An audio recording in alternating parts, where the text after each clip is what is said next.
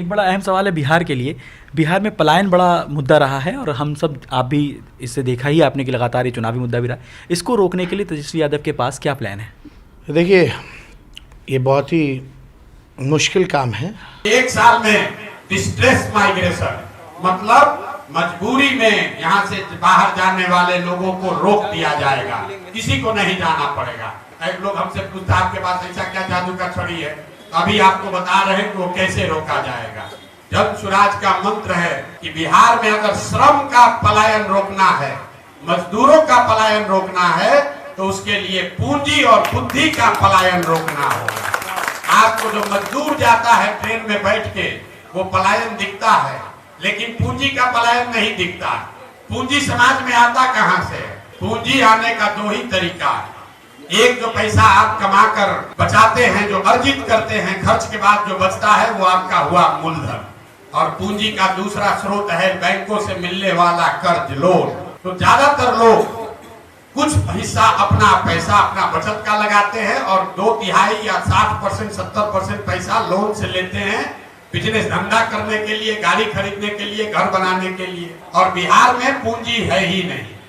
पूंजी क्यों नहीं है? क्योंकि यहाँ प्रति व्यक्ति आय है 32,000 रुपया। देश में प्रति व्यक्ति आय है 1,35,000। बिहार में प्रति व्यक्ति आय है 32,000। और उसमें भी अगर पटना और बेगूसराय 2 गो जिला हटा दीजिएगा तो बिहार में प्रति व्यक्ति आय है 24,000 रुपया। तो खाने पीने के बाद उसके पास पैसा बचना ही नहीं है। और दूसरा पूंजी का स्रोत है बैंक। बैंक क्या कर रहे हैं? रिजर्व बैंक ऑफ इंडिया एक आंकड़ा जारी करता है जो बताता है, एक अनुपात है CD रेशियो, मतलब कितना पैसा आपने बैंक में जमा किया और बैंकों ने उसके बदले में कितना पैसा ऋण व्यक्ति और समाज को दिया। और ये बैंकों की मनमानी नहीं है, एक वैधानिक जिम्मेवारी है। बैंकिंग का मॉडल है कि 100 रुपया अगर आप और हम बैंक में जमा कर रहे हैं तो बैंकों को निश्चित तौर पर कम से कम 70 रुपया समाज को वापस देना है ऋण के तौर पर, ताकि लोग बिजनेस व्यापार कर सके, अपना घर बना सके, गाड़ी खरीद सके, जो काम करना चाहे वो कर सके। बिहार में इसकी स्थिति क्या है? पूरे देश में CD रेशियो है अभी करीब 74%। मतलब अगर 100 रुपया पूरे देश के लोगों ने बैंकों में जमा किया तो बैंकों ने 74 रुपया वापस किया समाज को। बिहार में 1990 से लेकर पिछले वित्तीय वर्ष तक CD रेशियो है 40%। लालू जी के जमाने में ये घट के हो गया था 18%। इसका असर क्या हुआ?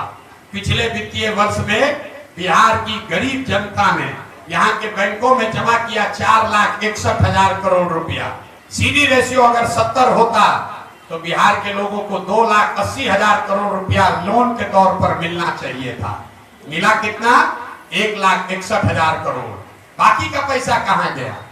बाकी का पैसा बैंकों ने यहाँ से उन राज्यों में ट्रांसफर कर दिया जहाँ उद्योग धंधे लग रहे हैं, जहाँ रोजगार है, जहाँ तरक्की है। गुजरात में, कर्नाटक में, केरल में, तमिलनाडु में, आंध्र प्रदेश और तेलंगाना में CD रेशियो 90 या उससे ज्यादा है। वहां के लोग अगर 100 रुपया जमा कर रहे हैं तो बैंक वाला 105 रुपया लोन दे रहा है। और बिहार की गरीब जनता 100 रुपया जमा करती है तो हमको आपको 35 रुपया 40 रुपया मिलता है। इसका नतीजा क्या हुआ?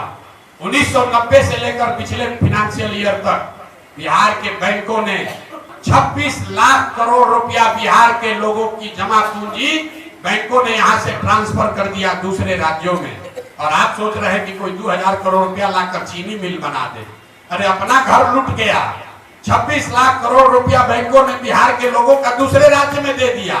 और आप और हम सोच रहे हैं कि 2,000 करोड़ रुपया कोई बाहर से लेकर आए। अब आप कहिएगा भैया सरकार में कोई इसका बात क्यों नहीं कर रहा है? बिल्कुल इसका बात होना चाहिए। आपकी जानकारी के लिए बता दें कि CD रेशियो को देखने के लिए मुख्यमंत्री की अध्यक्षता में कमेटी है, जिसको हर महीने बैठना है, जिसको ये सुनिश्चित करना है कि बैंक ये पैसा लोगों को दे। लेकिन जैसे डॉक्टर, इंजीनियर मुख्यमंत्री का बात नहीं सुन रहा है, जैसे पुलिस और शिक्षक बात नहीं सुन रहे हैं, जैसे CO BDO बात नहीं सुन रहा है, वैसे बिहार में बैंक वाले भी मुख्यमंत्री का, सरकार का बात नहीं सुन रहे हैं। इसीलिए ये दुर्दशा है। तो जन स्वराज का जो प्रयास है कि अगर 70% भी CD रेशियो बिहार में कर दिया जाए तो हर साल करीब करीब 2.5 लाख करोड़ रुपया एडिशनल यहाँ इन्वेस्ट होने लगेगा। आप बड़ा घर बना सकेंगे, ज्यादा बड़ी गाड़ी खरीद सकेंगे, ज्यादा लोग मोटरसाइकिल खरीद पाएगा, ज्यादा लोग रोजी रोजगार कर पाएगा। जब लोग रोजी रोजगार करेंगे तो स्वाभाविक है यहाँ पर और एम्प्लॉयमेंट जनरेट होगा, उससे यहाँ से पलायन रुकेगा। और अगर पूंजी का पलायन रुका तो उससे बुद्धि का भी पलायन रुकेगा। जो पढ़ लिख कर लोग बाहर जा रहे हैं वो लोग यहाँ वापस आएंगे, और जब बुद्धि और पूंजी दोनों का पलायन रुकेगा तो श्रम का पलायन अपने आप रुक जाएगा। जो फिनेंशियल मॉडलिंग की गई है कि अगर 6 महीना में सीडी रेशियो को सुधार दिया जाए तो डिस्ट्रेस माइग्रेशन को इमीडिएटली रोका जा सकता है। तो ये जन स्वराज का मंत्र है कि पूंजी के पलायन को रोककर बुद्धि का पलायन रोका जाए और दोनों के पलायन को रोक के श्रम का पलायन रोका जाए।